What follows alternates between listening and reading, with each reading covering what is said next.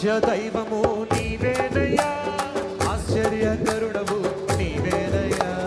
ఆరాధ్య దైవము నీవేనయ్యా, ఆశ్చర్యకరుడవు నీవేనయ్యా.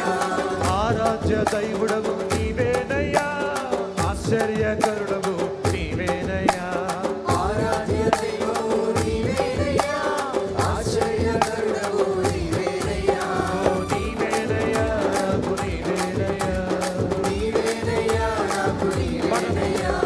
నీవేనయ్యా నాకు నీవేనయ్యా, నీవేనయ్యా నాకు నీవేనయ్యా. నిన్ను స్తుతించిన చాలు నా బ్రతుకు దినములో, నిన్ను పొగడిన చాలు నా గుండె గుడిలో.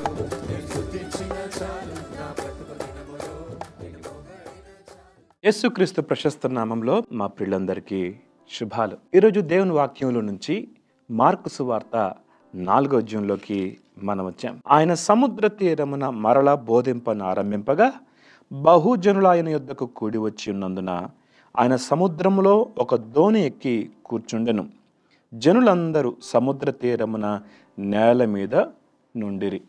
గమనించండి, యేసు ప్రభు ఎక్కువ పరిచర్య గలిలయ ప్రాంతము చుట్టూ ఆయన పరిచర్య ఎక్కువ చేసినట్లుగా మనం గుర్తించగలం.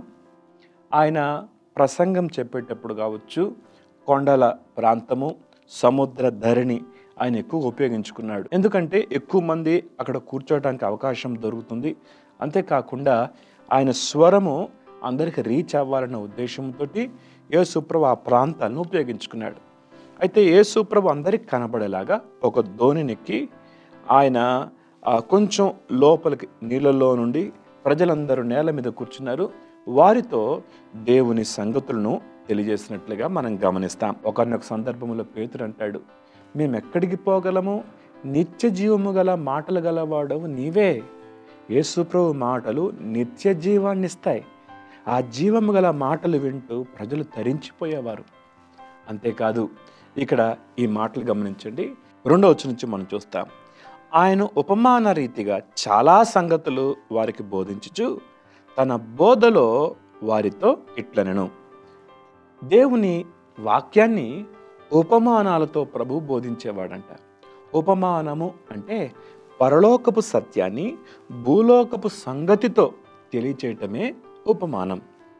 ఆ పరలోకపు సంగతిని ఎలా తెలియజేస్తున్నాడు?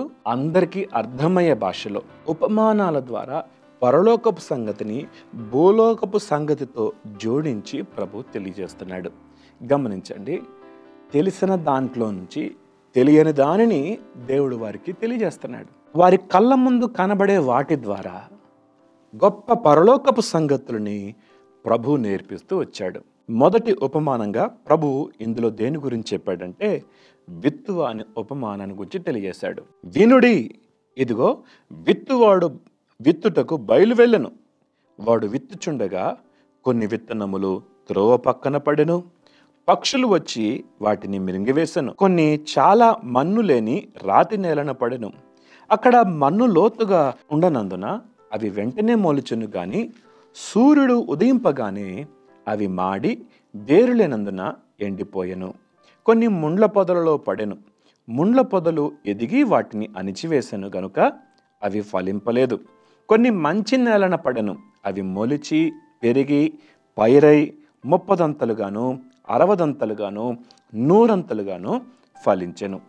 గమనించండి, యేసు ప్రభు విత్తువాను ఉపమానం చెప్పుటల ఉద్దేశం ఏంటంటే ఇక్కడ 4 రకాల నేలలను ప్రస్తావిస్తున్నాడు ప్రభు. ఒకటి త్రోవ పక్కన, రెండవది రాతి నేల, మూడవది ముండ్ల పొద, నాలుగవది మంచి నేల. ఈ 4 రకాల నేలలు 4 రకాల హృదయాలను సూచిస్తుంది. అవును, ఈరోజు వాక్యం వింటున్న మీలో కూడా ఈ 4 రకాల నేలల్లో ఏదో ఒక నేల ఖచ్చితంగా ఉంటుంది. ఈ 4 రకాల నేలలు గలవారు దేవుని వాక్యాన్ని వినేవారే. ఈ 4 రకాల నేలలు 4 రకాల హృదయాలు. వీరు దేవుని వాక్యం వింటారు. వీరే విధంగా రిసీవ్ చేసుకుంటున్నారు, వీరే విధంగా దేవుని వాక్యాన్ని స్వీకరిస్తున్నారు, దానిని బట్టే వారి ఫలభరితమైన జీవితం ఆధారపడుతుంది. త్రోవ పక్క పడిన నేల అంటే వారు వాక్యాన్ని వింటారు, కానీ నిర్లక్ష్యంగా దేవుని వాక్యం వినటం వలన వారు విన్న వాక్యాన్ని సాతాను ఎత్తుకొని పోతాడు. గమనించండి, విత్తనములో జీవం ఉంటుంది. విత్తనం చిన్నది కావచ్చు, దేవుని వాక్యము విత్తనానికి పోల్చబడింది. ఆ వాక్యమనే విత్తనము నీ హృదయములో నాటబడాల్సిన రీతిలో నాటబడినప్పుడు, నీవు స్వీకరించబడాల్సిన రీతిలో స్వీకరించినప్పుడు ఖచ్చితంగా నీ హృదయంలో దేవుని కార్యం జరుగుతుంది. దేవుని వాక్యము అక్షయ బీజం. దుష్టుడొచ్చి విన్న వాక్యాన్ని వాడు ఎత్తుకుని పోతున్నాడు. వారు సంవత్సరాల తరబడి దేవుని మందిరానికి వచ్చిన వారిలో దేవుని కార్యం జరగదు. కారణం ఏంటంటే వారు నిర్లక్ష్యంగా దేవుని వాక్యం వింటున్నారు. రెండవ నేల అది రాతి నేల. రాతి నేల అంటే మనకు కనపడటానికి రాతి నేలగా కనపడదు. పైన చక్కగా మట్టి ఉంటుంది, మన్ను కనపడుతుంది పైన, కానీ లోపల రాయి ఉంటుంది. విత్తనము, వాక్యమని విత్తనం వారిలో పడింది. వారు సంతోషముతో అంగీకరిస్తారంట, కానీ ఆ వాక్యము లోపలికి వెళ్ళదు. కారణం రాయి ఉంటుంది. ఇలాంటి వారు వాక్యం విన్నవాళ్ళే, కానీ వాక్యం నిమిత్తము కష్టం వస్తే, శ్రమ వస్తే, ఇబ్బంది వస్తే వారు నిలవరు. గమనించండి, సూర్యుడు ఉదయింపగానే అవి మాడి వేరులేనందున ఎండిపోయాను. సూర్యుని వెలుగు చెట్టుకి ఎంతో మేలు చేస్తుంది. ఏమండి, ఒక చెట్టు దాని ఆహారాన్ని అది సిద్ధం చేసుకోవాలంటే సూర్యరశ్మి దానికి ఎంతో అవసరం. సూర్యుని వెలుగు ఎక్కడైతే చెట్టుకుంటుందో ఆ చెట్టు చక్కగా అభివృద్ధి పొందుతుంది. శ్రమ విశ్వాసుని దేవునికి దగ్గరగా చేస్తుంది. శ్రమ కలుగుట నాకు మేలాయను అని భక్తుడు అంటాడు. శ్రమల్లో మనం విధేయత నేర్చుకుంటాం. శ్రమ ద్వారా మన వేరు లోతులోకి వెళ్తుంది. కానీ రాతి నేల గలవారు వాక్యం వింటారు. వాక్యం నిమిత్తం కష్టం వస్తే వారు నిలవకుండా అయిపోతారని దేవుని వాక్యంలో మనం చూస్తాం. వీరు ఫలించలేరు. మూడో రకం నేల ఇది ముండ్ల పొద. ఈ ముండ్లు ఉంటాయి. వారు వాక్యం వింటారు. వాక్యం అనే బీజం వారి హృదయంలో పడంగానే ఆ వాక్యం అనే విత్తనం చక్కగా ఎదిగి ఫలిస్తుంటుంది. ఈలోగా వారి చుట్టూ ఉన్న ముళ్ళు ఉంటాయే, ఆ ముళ్ళు వాటిని అణిచేస్తాయి. ఈ ముళ్ళు ఆ చెట్టుని ఫలించకుండా చేస్తుంది. ఈ ముళ్ళు ఏంటి అంటే బైబిల్ గ్రంథం చెప్తుంది.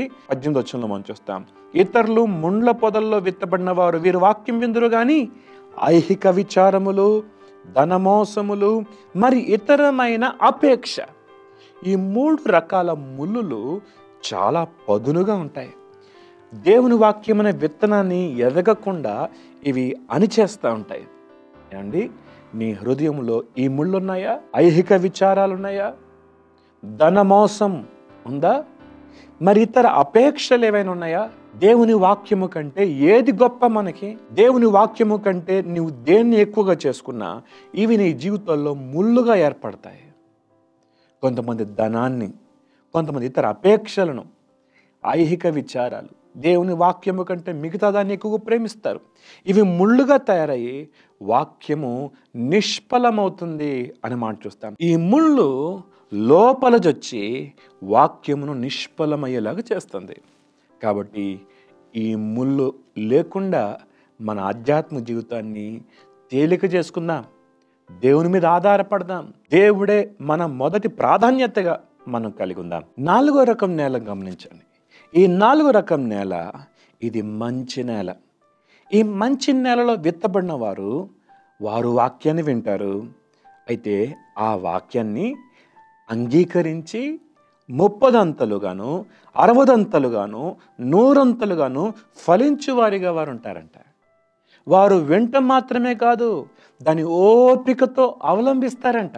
లూకాసు వార్తలో చూస్తాం. లూకాసు వార్త 8వ అధ్యాయం 15వ వచనంలో, మంచి నేల నుండి విత్తనమును పోలిన వారెవరనగా యోగ్యమైన మంచి మనసుతో వాక్యము విని దానిని అవలంబించి ఓపికతో ఫలించేవారు. ఫలించాలి అంటే కొన్ని సరి చేసుకునే ఉంటాయి, కొన్ని ముళ్ళు తొలగించుకోవాలి, కొన్ని రాళ్ళు తొలగించుకోవాలి, కొన్ని దేవునికి ఆయాసకరమైన ఏవైనా మన జీవితంలో ఉంటే వాటిని సరి చేసుకోవాలి.